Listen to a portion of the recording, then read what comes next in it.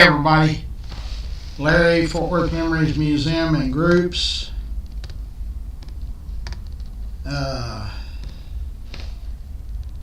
Been a long morning.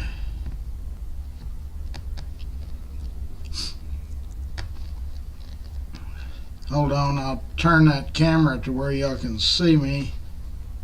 Let me style the video. Turn that sound off.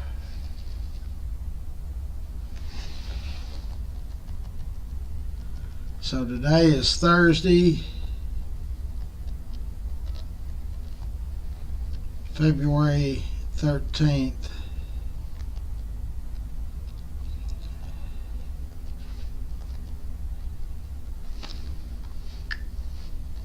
Okay, I got that done. Now I'm going to share it.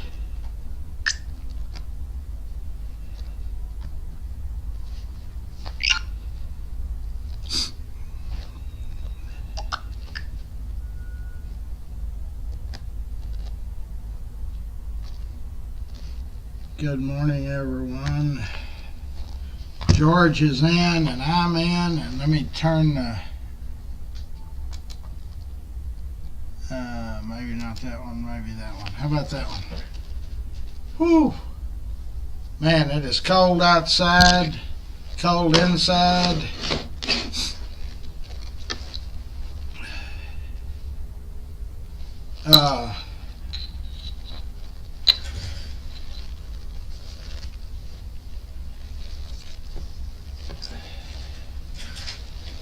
All right.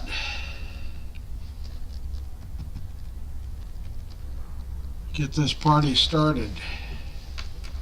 We're eating at Angelo's on Saturday. It's supposed to be in the deep freeze for the next 2 weeks. So,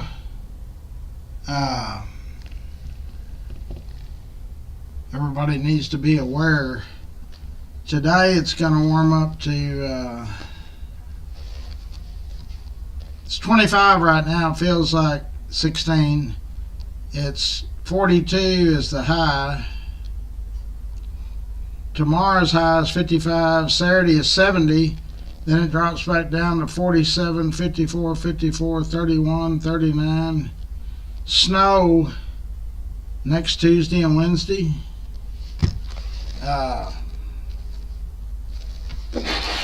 Wow. Okay, so get your long johns out. Let's do the sponsors while we got people on the line here. There's Winstead Paint and Body. They are members of our sponsor group, and they also donate every year to the giveaway, to our bicycle giveaway. Come on, Scott. Scott is our IT guru. If you need a website built or anything like that, Scott's the guy to go to. Fort Worth Florist. We had several 5-star reviews on them. They are hustling around trying to get all these orders ready for Valentine's Day, which is tomorrow. So call Fort Worth Florist and get your order in so you can get it delivered. Alpha Design and Build is owned by Lance Sanders. They will remodel your house, your kitchen, build a second story on your house. They do commercial work, residential, everything. Phelps Family Auto Care is out in the Burleson area, and they always get good reviews. So if you've got issues with your vehicle, take it over there. Let Mike Phelps and his family or one of the team there take care of your vehicle. G2 Garage, that's Chris. They are in the White Settlement area. We've gotten lots of good reports back that people have taken their vehicles there. And he's got a new client special there, $25 off general repair totaling $250 or more. So that's a good special. Maryland is in. Stroud Auto Supply is a auto supply store in the Haltom City Riverside area. I actually used to buy parts there when I was a kid, 16 years old. So it's been in the Stroud family for many, many years.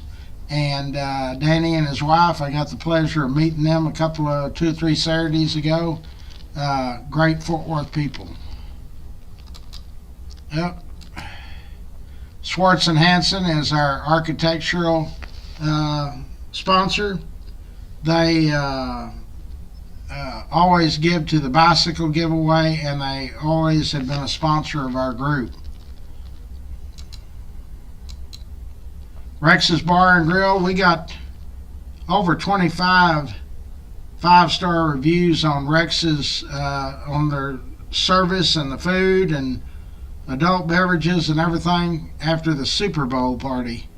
So if you haven't visited to Rex Benson's new venture, it's called Rex's Bar and Grill, 1500 block of South University Drive. Same parking lot as his other business, which is Old South Pancake House. So if you pull into that 1500 block of South University Drive, you're going to eat or visit one of Rex Benson's companies, Old South and Rex's Bar and Grill. Medicare and Medicaid, people call and say, how do you do this? How do you do that? I don't have a clue. But I know people that do, and it's Casey Crawl and his team, his wife, and the team over there at Crawl Insurance Company. They can walk you through everything, give you advice, but you have to be the one to actually make the decision. Charlie Guerin's Railhead Barbecue. Charlie is on the board of Larry's Kids, the bicycle giveaway. And also, he is a sponsor. His business there, Railhead Barbecue, is a sponsor on our group. Charlie's also our state rep. So he's a good guy, real good guy. There's our plumbing sponsor, Ryan's Plumbing. They are a family-owned operation, and they are very caring about their reputation is great, and they always want to keep that intact. So if you have a plumbing issue, call and make an appointment. Let's get somebody out there to take a look at it. Come on, Internet. Passport Getaways. If you want to take a cruise or go to Europe, Mexico, or just fly across the United States to visit Vegas or to one of the cities in the South that have riverboat gambling, these folks at Passport Getaways can make all the stuff happen. All you got to do is provide your credit card information. There's Rex Benson's other restaurant. It's Old South Pancake House. That business has been in the Benson family since 1962. There's one in Burleson. Now, the one on University stays open 24/7. The one in Burleson closes at 9 or 10 o'clock at night. So you want a good breakfast 24/7 on University, you can get breakfast all day long in either location. K Ranch Roofing, that's Jorge, and Jorge Hernandez is the owner of K Ranch Roofing. They do a great job out there. Jorge has been with us for several years now. So if you think you might have roof damage from one of these storms that we've had recently, or if you just need to get it checked, call Bree. She's the lady that sets up your appointments, and they'll send somebody out there, one of their capable team members, and it doesn't cost anything to get it checked and find out if you've got damage or if you don't. Brandon Cross owns Cross Electric. They are our electricians, electrical sponsors. Don't ever mess with that electricity. I did that one time about 30 years ago and got knocked off a well, it wasn't even a ladder. I pulled my truck up beside the building, and it was one of the outside light bulbs that was 250 watts. And I guess I grabbed it with both hands, and man, knocked me off the bed of my truck, and I fell between the truck and the wall. Lucky it didn't kill me. So call Cross Electric for any issues with electricity. It can kill you, so don't mess with it. Jenny Stewart is our State Farm insurance lady. I always suggest to people, just if you don't use Jenny, if you got Farmers or Allstate or somebody like that, call Jenny's team at State Farm and get a quote. And you might be surprised, you might save 30 or 40 bucks a month. That adds up to about 500 or 600 a year. And we're all trying to save money. Fort Worth Lumber have been with us for many, many, many, many years as a sponsor and also as participating in the bicycle giveaway. So if you need building materials or plans or anything like that, that's where you need to go. Express Dent was started by Dick Regester. Dick now lives in Florida, but his operating partner, Eric, runs the business now. They've been in business 30, 40 years. So if you got hail damage, door dings, anything like that, go over there and see Eric at White Settlement. Tell him Larry sent you. Already done Fort Worth Lumber. Dickey Carr Sand and Gravel, Pat and Richard Carr, they are very active in community events.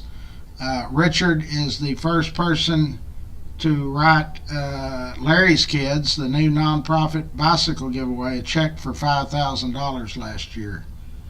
And it was muchly appreciated, but they do lots of great stuff.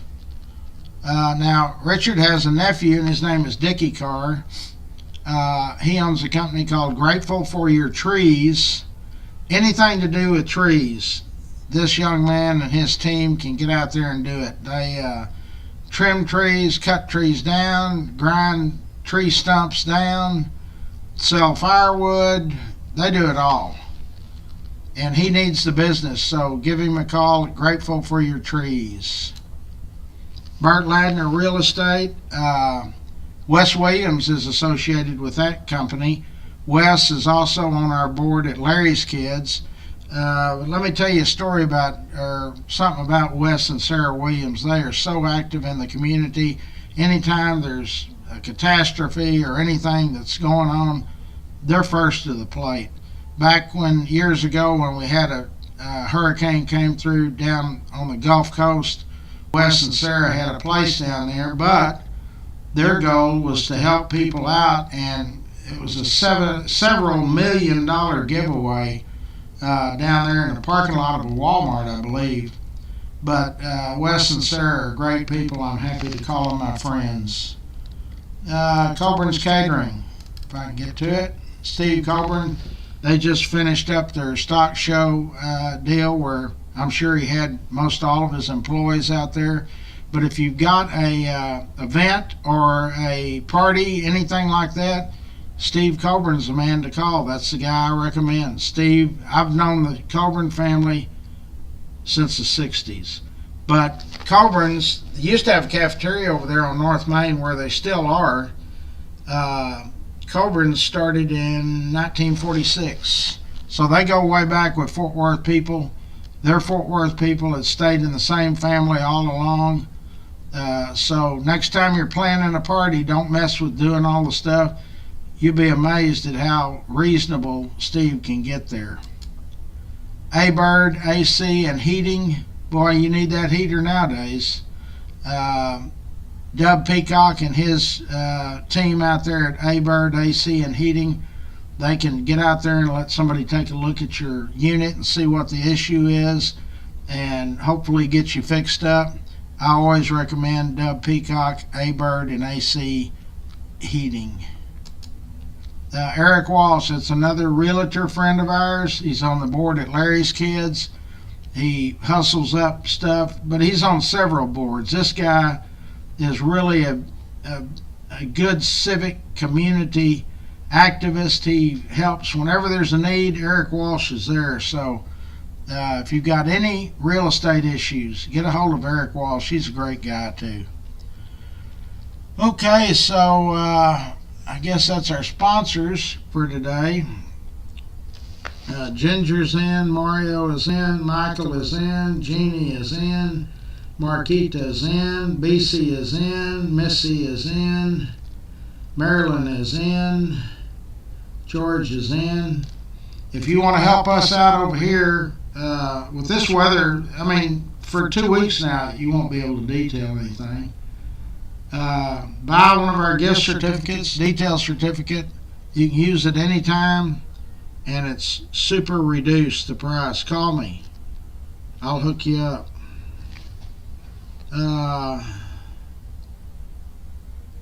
Hold on. Where's the phone?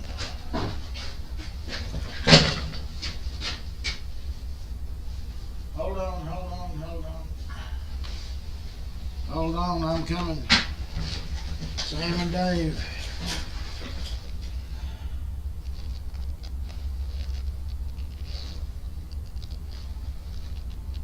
Yeah, well, I waited on a cable person out at the house. Is the reason I didn't get here till after 8. No, I still have Spectrum out there, but they've done a lot better. This was not an issue just with my house out there. It's the whole area. But since I raised so much cane before, I guess they sent a technician over there, and he got there at about 7:30, but he went around and he checked everything. He said, all your equipment, everything is good. The connections, the line, everything. He said it's not your particular house. So I didn't get to leave till right at 8 o'clock. Ron is in. So sorry about that. Okay. What can I tell you? Or what are you asking about?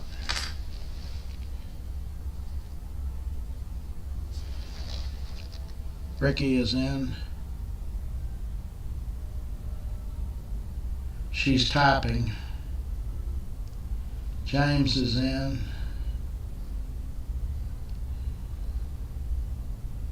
The other day you talked about Pat Kirkwood that had the cellar, but I thought he owned the Four Deuces. That was Pat's daddy, W.C. Kirkwood. He owned the Four Deuces. 2222 Jacksboro Highway. It's across the street kind of from that new Walmart, or fairly new Walmart on Jacksboro Highway, 2200 block. I think the Walmart's 2241.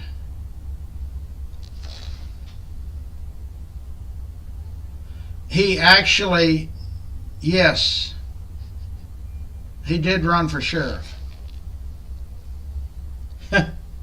Well, he ran on that. That was part of his campaign, his platform. Yes, I do know all the crooks. Naturally, he did, owning the Four Deuces. And he said, that's why when y'all elect me, I'll get them all out of Fort Worth. Send them to Dallas. No, he didn't win.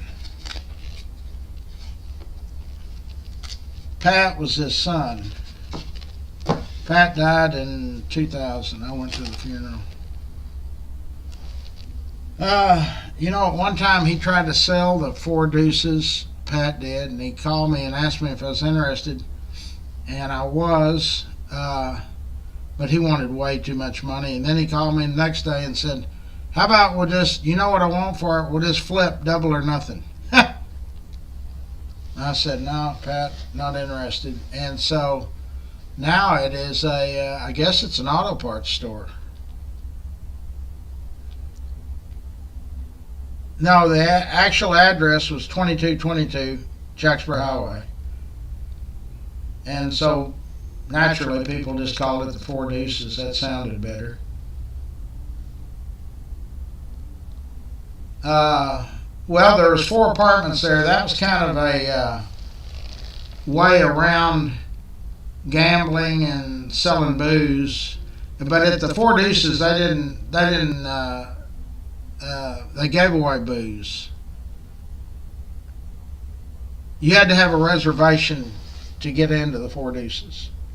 A lot of the biggest gamblers around gambled there.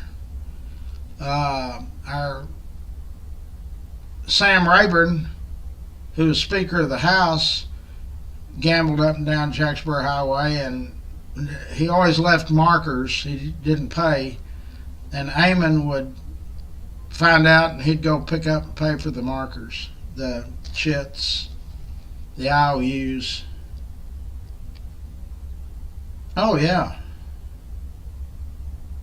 Well, the story you're thinking about is, it was on a Sunday. Eamon's third wife, Minnie Meacham Carter, and her cronies or group, whatever you want to call them, ladies of society of Fort Worth, Texas, were gambling on Sunday at the Four Deuces. That Sunday was kind of a much lower. There wasn't a lot of stuff going on at any of those places because everybody had partied hard and gambled Thursday, Friday, and Saturday. So Sunday was kind of, if there was a ladies' day or less busy day, it was Sunday. She was at the Four Deuces with three of her friends, so there was four of them. There was a vice raid on the Four Deuces. There was a guy that was second in command of the vice squad for the police department, decided he was going to go raid the Four Deuces. There wasn't very many raids back then. The police were on the take, and so. But anyway, he decided he was going to do a police raid on the Four Deuces, make arrests of prostitutes and gambling. Well, they came through the door, and there was like 3 squad cars of police or detectives, and they went inside, and Minnie Meacham Carter, and her friends were, I don't know if they were on the dice table or I think 2 of them were playing blackjack, and one of them might have been at the dice table. Well, they come in. Naturally, there were girls in the working profession there. That was kind of a slow day for them. They were there having a drink.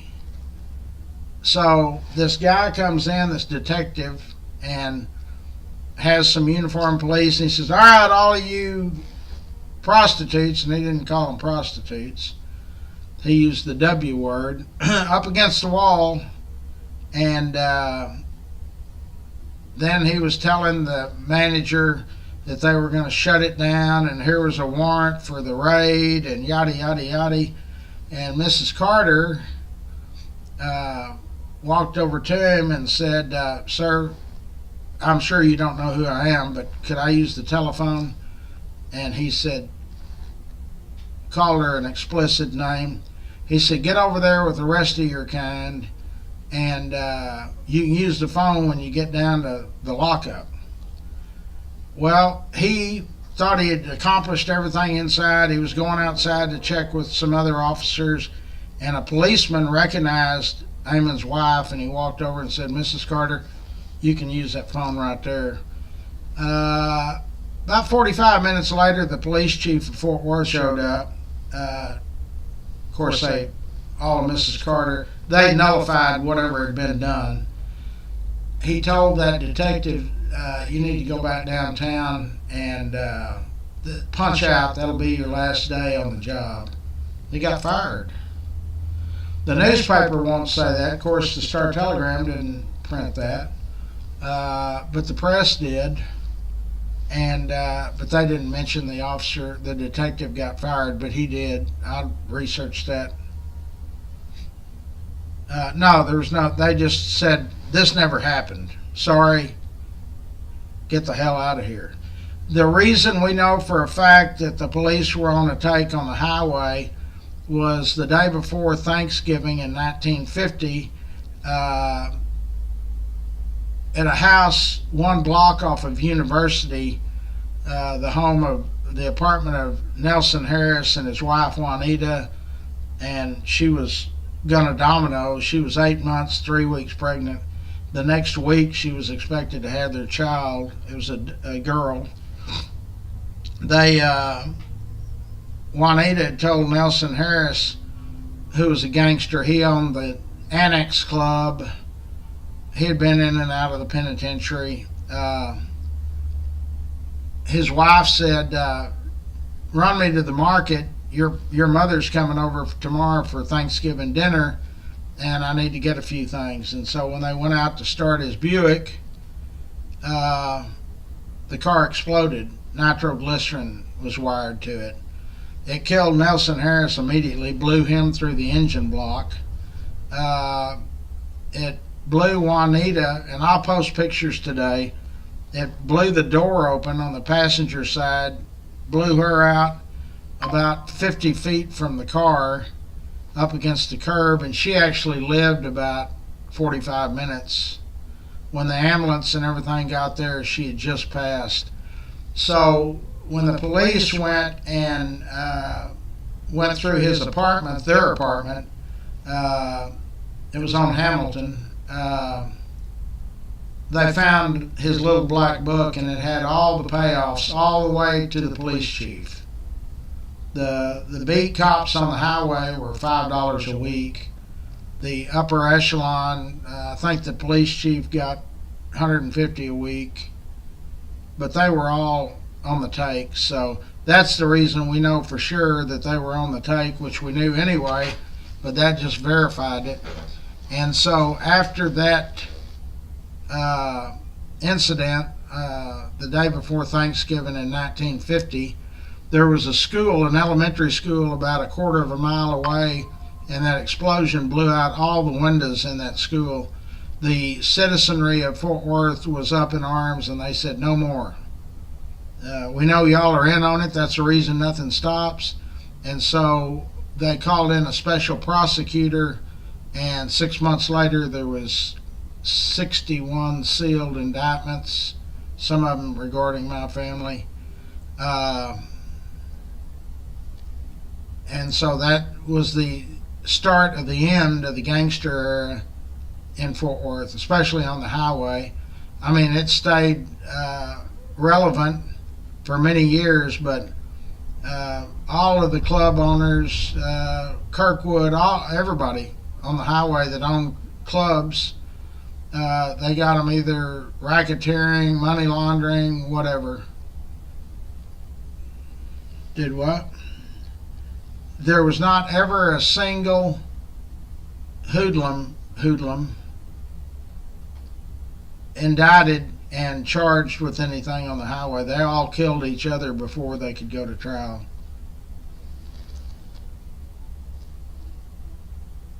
Yes, when I was young, my dad would take me down.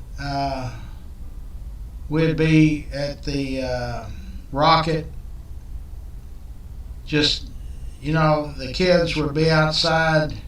They had big bar ditches out towards the highway, and the bartenders would throw the paper stuff that held the beers and stuff like that outside, and us kids would take it to the bar ditch, and somebody will have brought lighter fluid, charcoal lighter fluid, and burn it, and they'd throw us, 25 cents each. I kind of used my brain, and the following week I went down to the Dickies outlet store and got me some khaki pants and a work shirt. And so I stood at the bottom of those 6 steps going up to the Rocket, and I'd tell people it was $1 cover charge to get in. And of course, naturally, they're looking up there at the front, and there's another guy up there taking money. But I always managed to get $5 or $10, so I made more than all the other kids put together. Then what? Oh no, he'd leave me. I really didn't have a childhood. I'd be left, and of course we lived in Smithfield. It's 40 miles away, so Usually at the Skyliner or somewhere, they'd let me in and sleep on the pool table, and I'd have to clean up.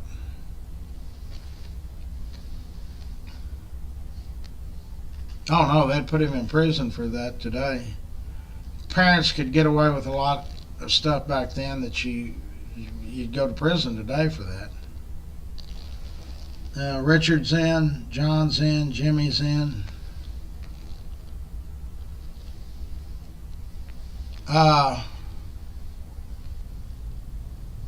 Probably early 70s, pretty much everything was kind of straightened out over there. After the special investigator came in 50, give it a few years to go through the courts and stuff and different bar owners, it cleaned up itself. And of course, the police had to start actually policing then.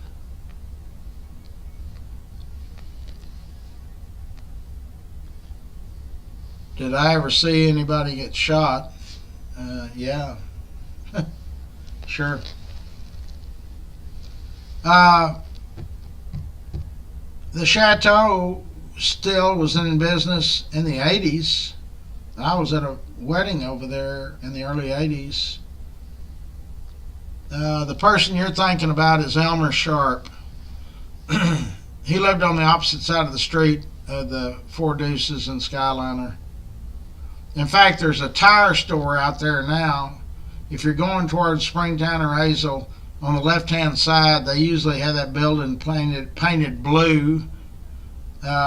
Next to it is a rock house up the drive, and that house was Elmer Sharp's. And his club he made his garage into a bar, and his club was called the Private Club. He didn't ever open until the Deuces and Skyliner and all of that had shut down. When they shut down, if they shut down at 3 in the morning, he would open up. Well, he never had a beer license, so he never. He's buried out there in North Richland Hills at that Bluebonnet Hills. He left the highway. You can read a story about Elmer Sharp in The Godfather of Poker. Doyle Bunyan mentions Elmer several times. He said, I cut my teeth in Fort Worth, and I learned early on if you wanted to survive, you had to be friends with Elmer Sharp. Elmer had a 28-inch neck. He was. One night, Tansy and Elmer was picking up the receipts for Kirkwood at the Four Deuces, and Tansy and Cecil were just parked out there doing nothing, and they said, hell, Elmer's got all the receipts, let's just rob him. Cecil stabbed Elmer in the back, I don't know how many times. Tansy shot him, and the bullet went through one part of his skull and out. Elmer turned around and pistol whipped both of them and then drove to City County Hospital. True story, hand to God.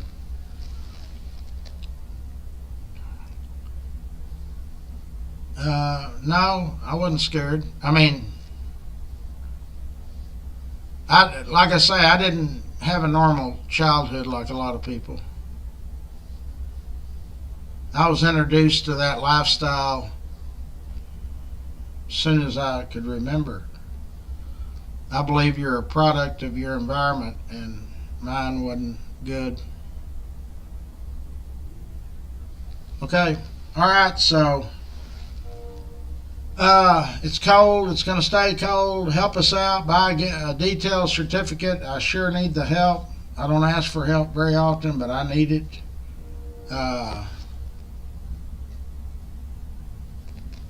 So anyway, I hope somebody can help us out and try to keep all this stuff rolling. The problem over here is this museum brings in no money, and rent's $5,000 a month, and you can figure it out. Eventually, with nothing coming in, the detail business is slow.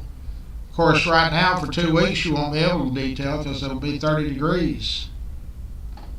So I don't ask very much, but I'll probably send people messengers or something, but I need some help for sure. And you're going to get a detail out of it, so, but I need somebody to step up. We're in the hole and we got stuff coming.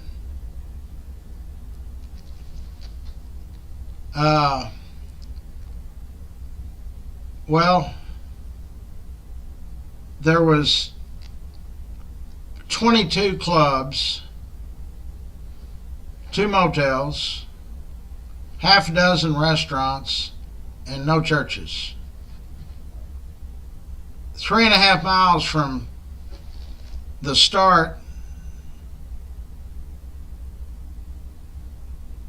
about where the Golden Gloves gym is, out to where 820 is. And then it went on to Casino Park. And there was 2 or 3 clubs out there. The Showboat was on the right-hand side. You could gamble there.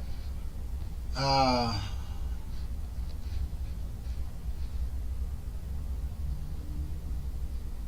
the casino. The casino would still be in business if Dan Blocker hadn't have died in 1970. He was going to put $250,000 in it. And the city had agreed to relax the building codes. But that's what shut it down, is a fire. Jerry Starnes was a friend of mine, and he ran it.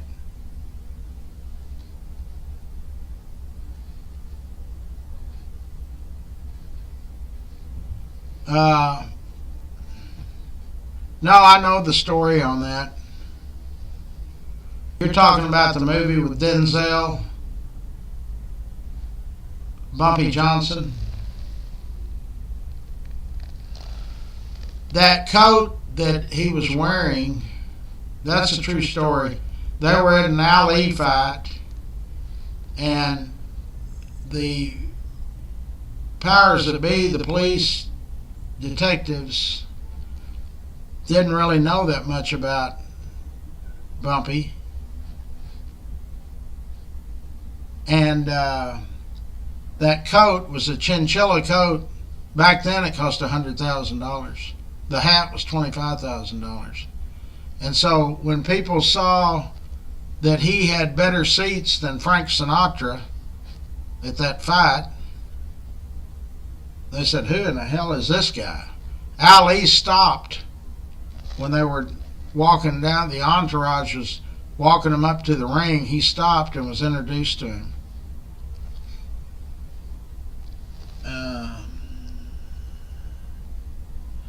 Now, Jerry Starnes, he was one of the owners, yeah, but he actually was the manager of it forever.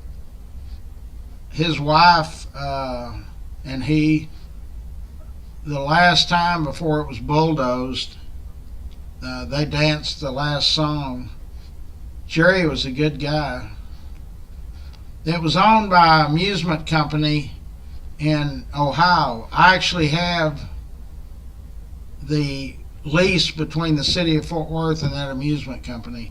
The city repossessed Casino Park once. Then they let them have a lease again. I've got it. It's here. The city charged that company $1,875 for 3 months. So it was $625 a month for all that property. But that was in the 20s. Well, there was a bathhouse that, in the course of a summer or whatever the season, there was 150,000 people went out there and swam. There was no road. Jacksboro Highway was not open when that was built. So you had to take 9 Mile Bridge Road and to get to it. And but at the casino, the ballroom It was all of that was made out of wood. The boardwalk, the ballroom, everything. So Frank Sinatra, they were all out there. Everybody. I mean, Cab Calloway, Tommy Dorsey, any big band was at Casino. And they played, across the street was the Showboat. Yes. I got too many people asking. The opening night, the line was from Casino Park to the courthouse.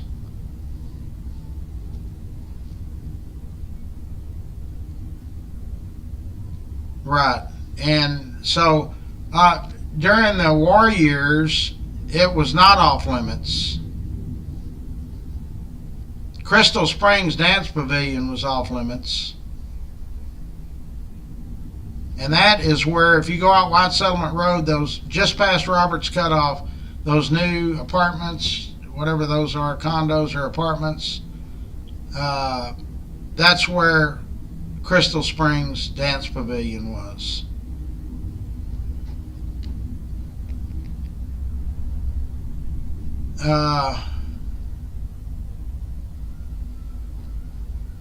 No, because there was all kinds of knifings. There was a lot of knifings and shootings out there.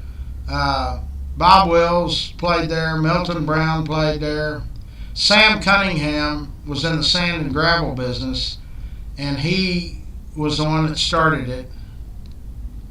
And the way the name was derived, his new fiance, he was showing her this deal he bought, and it was a swimming hole out there, the same river, the same feed that feeds Burgers Lake, fed that spring.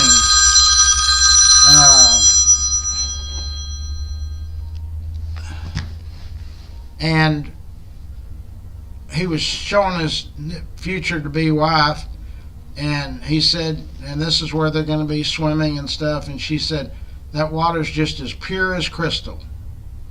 So Sam named it Crystal Springs Dance Pavilion.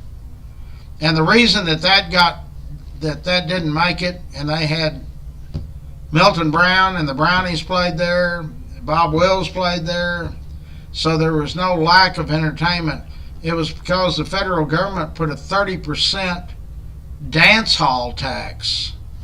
I mean, that didn't last long, but it did last, and that put a lot of dance halls out in the country. That's what killed them. So on top of everything that you had to take $30 off every 100 and give it to local and state municipalities and federal. I think it was called the Dance Club. It's called something like that. Let me see if I can find it. Dance club tax by the government in the 30s and 40s.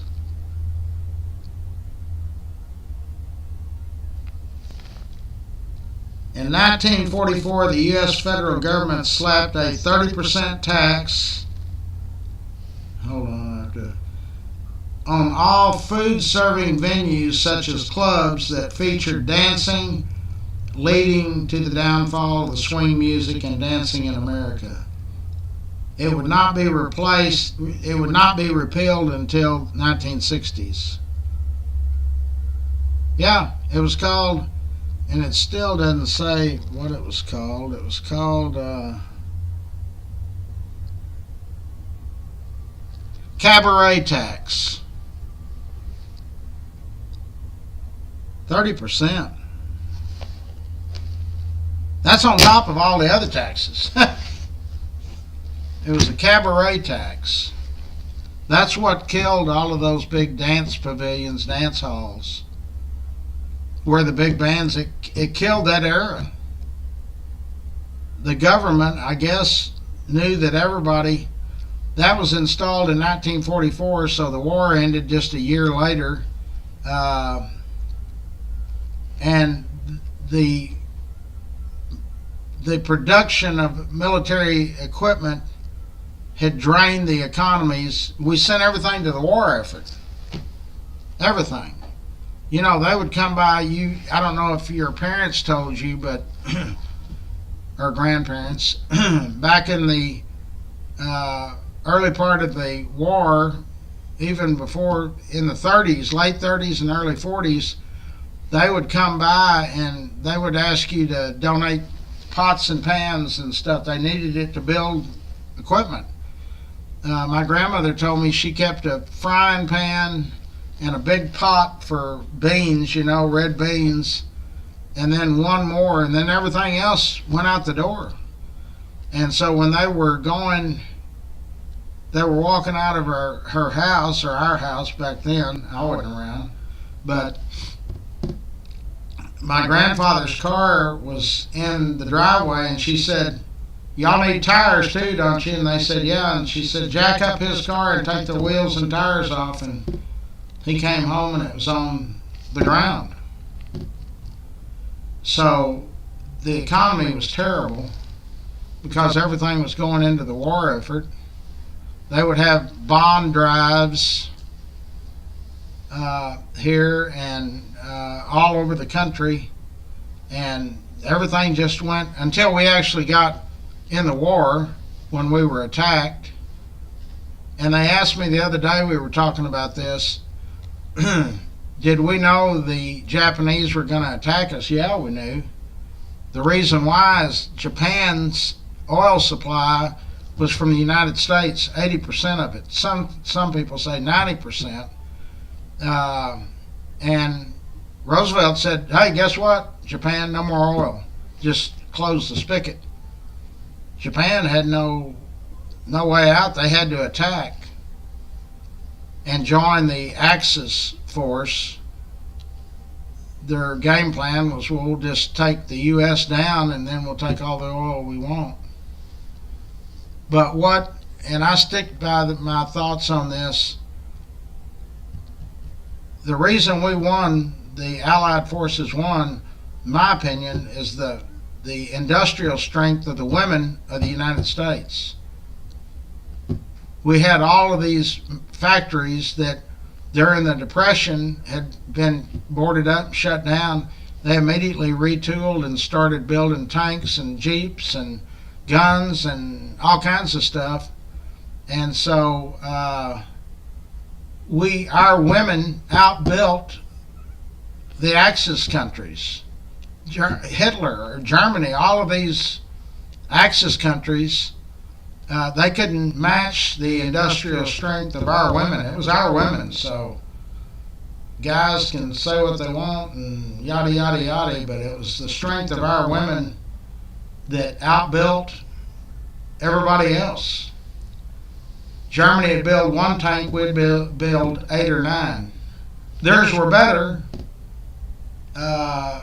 Theirs could do more damage to ours, but strength was in numbers. And airplanes, we way outproduced them. That's why Hitler's Luftwaffe, Hermann Goering told him that nobody can ever match us. Well, from day one, we outdid the Allied forces, outdid the Luftwaffe.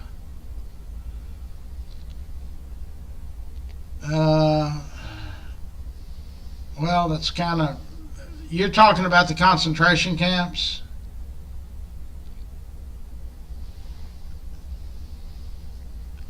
No, that's true. Eisenhower, when this is when the war is over, or the dwindling of it, Eisenhower went to visit, and some other supreme commanders went to tour the concentration camps, and the people of the cities that were close proximity to those concentration camps always had claimed that they were not aware of what was going on. And so Eisenhower himself ordered MPs to go to those cities and round up every man, woman, and child and bring them through and see all these stacks of human remains. No, that's true.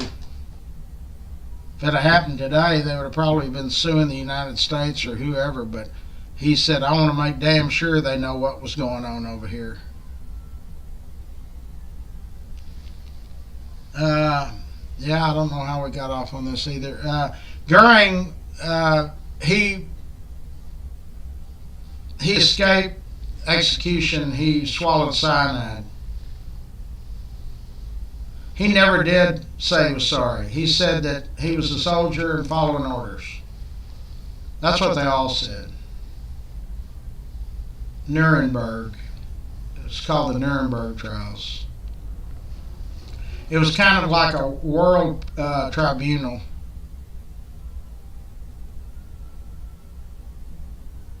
They rounded up as many of them as they could. Some of them escaped. If you watch, it's real interesting if you research it. The Odessa that was a group organized to get Germans out of Germany. And one of the main places was Argentina. Oh yeah, the ruling party of Argentina, they knew. Hell, they still tell me that there's little towns over there in Argentina that they still celebrate Hitler's birthday.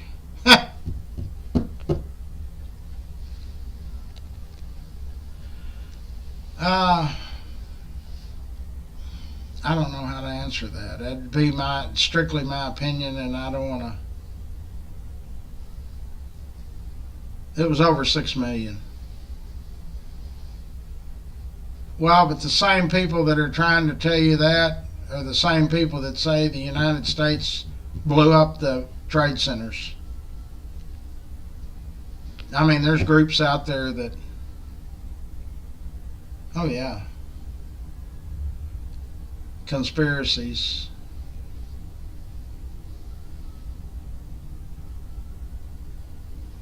How can you help me? You can buy a detailed gift certificate or make a donation. But I'm going to be sending messengers out to people because here we've got another 2 weeks for sure, and I got to have money. Like I say, the rent is $5,000 a month, and this museum brings in nothing. And I've sustained it for all of these years at different locations, but I got to have some help now. So I'll send, if you get a messenger from me, you're going to get a detail. If the detail certificate's $150 and you want to give me $250, that's fine, but I'm still going to give you a detail.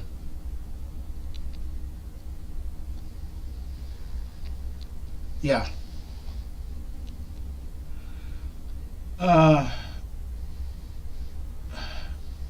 I'm on chapter 4. The Ghost Riders. There was 2 of them. One of them has got some medical, not her, but her family. She's going to have to back out. So we've kind of paused that, and I'm going to keep doing my part, which is assembling all the material. And then somebody smarter than me that knows how to write is going to have to put it in some kind of form where it sounds good anyway. It's factual. It's a tell-all. Some stuff that I've done is not, there's no statute. No, I don't know. I don't know how that'll work. I am going to start a Gangsters in Cowtown tour. I've had several of these sports bars ask me to start it up again. It usually brings a big crowd. Usually brings 20 or 30 ex-police or law enforcement people that had something to do with my family back in the day. Thank you.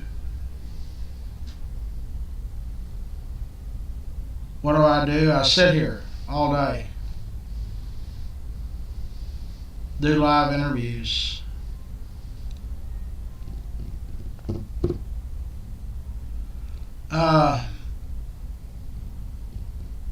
No, I heard that. The Antique Mall, I've said for years I don't agree with all this development. We've developed and developed and developed, and now they're talking about that's going to be more apartments. I've been over there many times to the antique mall. The one on Montgomery is what you're talking about. There was a story just a day or two ago in the Fort Worth Report. Yeah. So I don't know if that means it's already been bought and plans to close it down are coming, but I mean, what I fought for to help the city back in the day was try to help sell the story that all the development in the stockyards was a great thing and that they would have to keep the historic value, but I mean they've kind of gotten away from that. I had no idea at the time 15 years ago that we're going to have a hotel over there that the minimum price is $900 a night. You can drive a few miles and stay at Days Inn for $60. Well, what's that deal? So they're capitalizing on the historic value, but well, Billy Bob's really heightened it all. So you're part of that Cleveland group. So I don't know what the answer is to that hotel over there, the Baker. But the Sands Group and the Adelsons, who bought the Mavericks, they can. I talk with them pretty regular, and I had a meeting with a couple of them that did the Drover deal. And I said, so what do y'all think? What's y'all's thoughts about the Baker in Mineral Wells? And they said their thoughts on it were, yeah, it's a huge historic deal, but there's no more supporting cast. Like the Stockyards has Billy Bob's, has all Fort Worth has all this stuff. Pro football, pro baseball, pro basketball. Mineral Wells has nothing. So what they told me, the reason that there's not much value in it for people like that is, yeah, it'll be a hit, at the start, but once that fizzles off after 18 months or so, they said, they won't be able to get near what it's costing to redo it.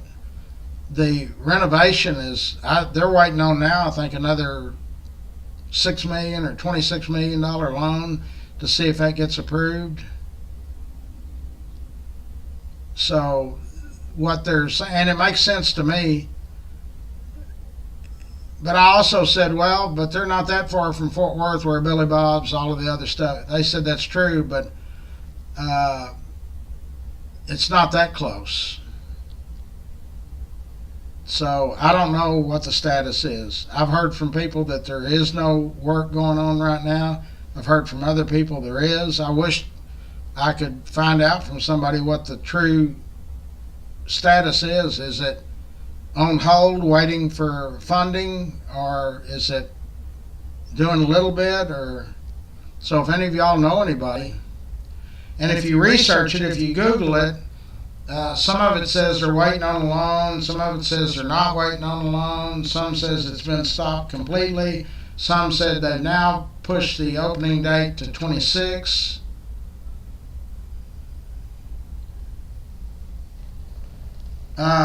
The reason I had the ability to do that is if I've read it or seen it, I pretty much can recall it. From age 8 or 9. I don't know. Sometimes it's scary. I see images day and night. Sometimes I look like I'm in a daze or something. It's because I'm looking at images that are flashing that I can see.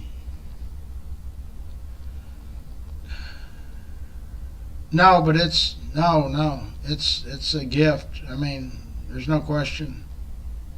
There's not there's not a lot of people that can say they have a photographic memory, and really I can recall stuff to the minute,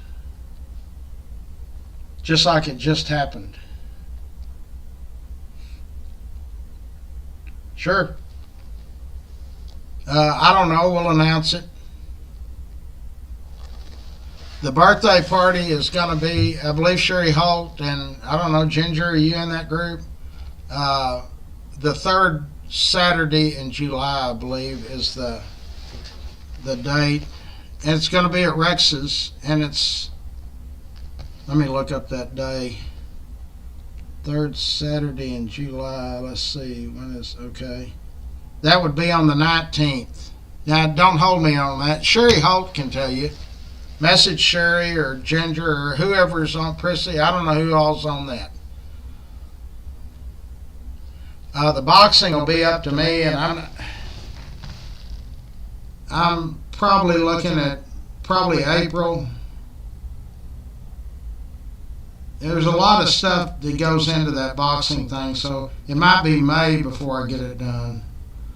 I'm looking like May 17th or April 26th. It'll also be at Rex's.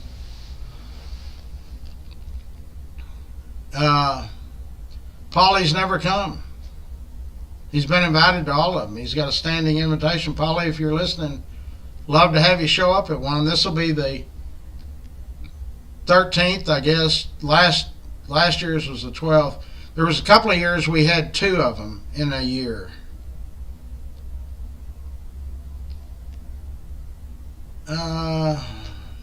Yeah, Jay and Don, and let's see, the champions would be Don Curry, uh, Gene Hatcher, Stevie Cruz. They're always there. Those three are always there. We're going to try to get Troy Dorsey, Rudy Smedley. We're going to try to add the karate, MMA, not MMA, but I mean any of those guys. Troy Dorsey has titles, boxing, karate, martial arts, I mean all kinds of stuff. That was Garmin's Super Pro gym. It was on Hemp Hill. Put out more world champions than any other single gym where they trained there all the time. I mean, they wasn't just in town to fight and train there for a week or two, like the Kronk gym in Detroit.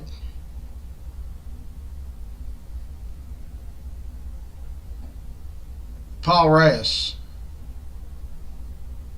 Well, I post pictures of Paul when he was at Tech High School. He was a trainer then. He trained Stevie Cruz, Don Curry. He had to have trained Bruce too at some point. Bruce is one of Don's brothers. There's three brothers: Bruce Curry, Don Curry, and Graylin Curry. They all had the same mother, different fathers.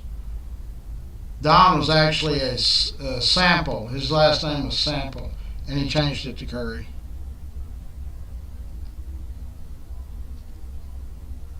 I think at one time, you can Google it, when Don was a world champion, so was Bruce. I think they're the only brother champions in the same time frame. I think that's right. Hold on.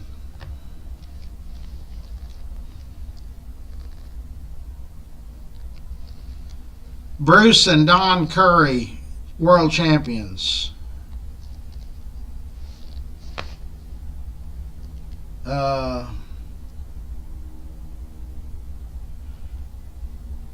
The Curry brothers, Bruce and Donald, were the first brothers to hold world titles at the same time.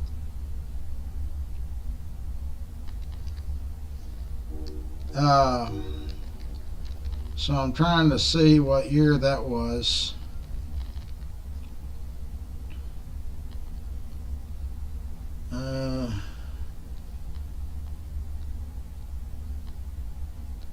It was in the 70s, so.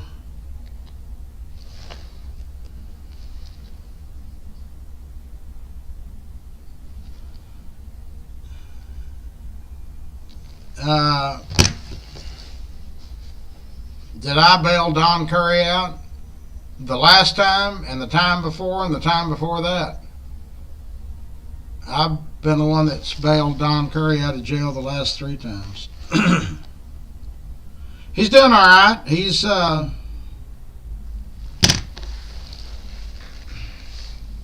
in North Richland Hills.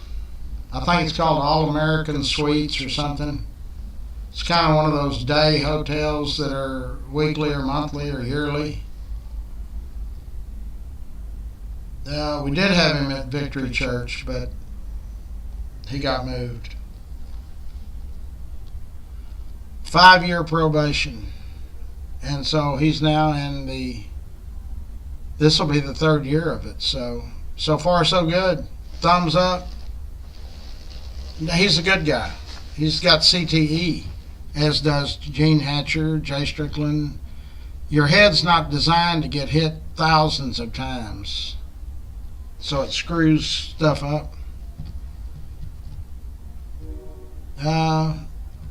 Some of them don't. George Foreman doesn't seem to have it, but he's going to be one of very few that don't. Football players get it. Tony Dorsett's got it. Yeah, but they chose that line of work. You know, they could have flipped hamburgers at Mickey D's or something. I don't mean to say that rude. I mean, I'm just saying, that class action lawsuit that Dorsett and them have, I don't know if it'll ever even get to court. But there's a lot of athletes in that. It won't bankrupt the NFL, but it'll put a dent in their pocket. But they went to work. They knew that their job description was, I'm a running back and I'm going to get tackled and my head's going to get hit. So how can you? I mean, I don't understand how you can sue then. I think they're just bluffing the team owners to get a large settlement. But here again, those guys get paid millions of dollars. I mean, if you're in today's market, if you're in Dorsett's market, I don't remember what his contract was, but it's nothing like, or Emmett, any of those guys. Walter Payton, those guys didn't make a drop in the bucket what Dak Prescott or somebody like that makes today.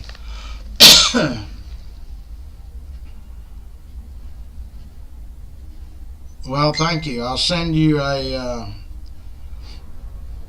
going to start sending out text message or messenger to people that I think might help.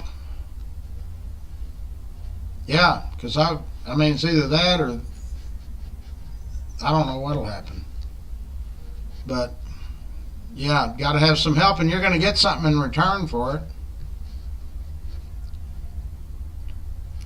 The certificate is $150. That's half price. You can pay me $300 and still get the certificate, but you're helping out. You're helping out the museum or my deal.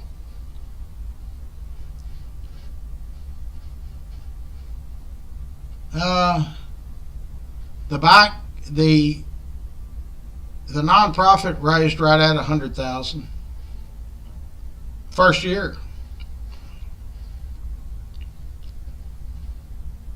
1,120. We've given away 19,550 bicycles in 38 years. This is the 39th year now. So this year's bicycle giveaway will go over $1 million worth of bicycles that I've given away in 39 years. And for a number of years, I did it all on my own. I mean, all I had was my detail customers and the car dealers. Really, it was easier getting bikes back then. All of my detail customers, I was at 1015 West 7th next to the Firestone, so all those oil guys, the Bass brothers, all of them, the Davis brothers, they all did business with me. And then on 7th Street was Jack Williams, Charlie Hillard, Bill McDavid, David McDavid, Bill McKay, all the used car dealers. It was fairly easy for me to get bikes back then. One year in the 80s, I gave away 840. That was the biggest year up until last year.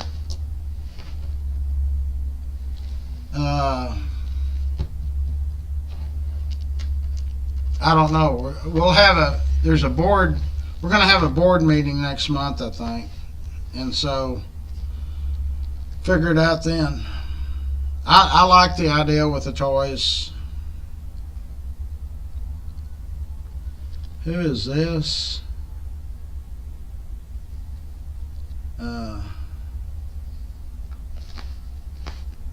They're having a sale on. No, that's not going to stand. Susan, I'm sorry, but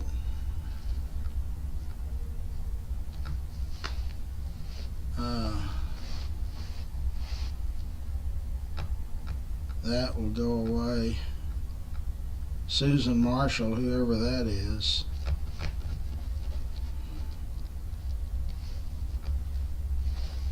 Somebody's already reported it.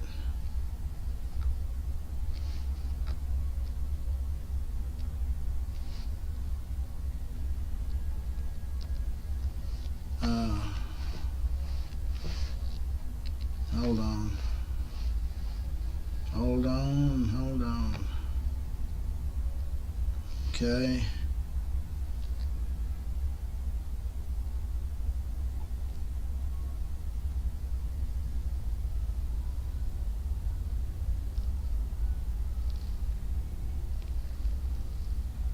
Delete post and ban member.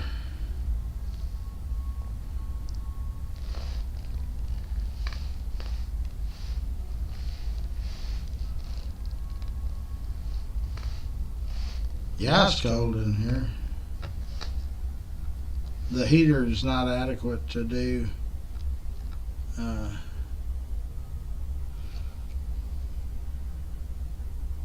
Yeah, it's gone. Okay. I think I'm going to run over to the convenience store and get a cup of hot chocolate. I don't drink coffee.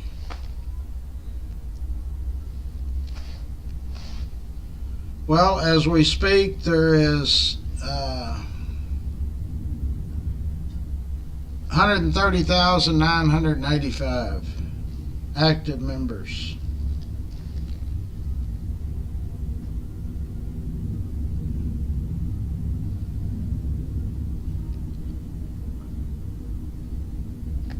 Okay. All right, boys and girls, I'm going to sign off, and I will talk to y'all here probably in an hour or two. It's almost 10.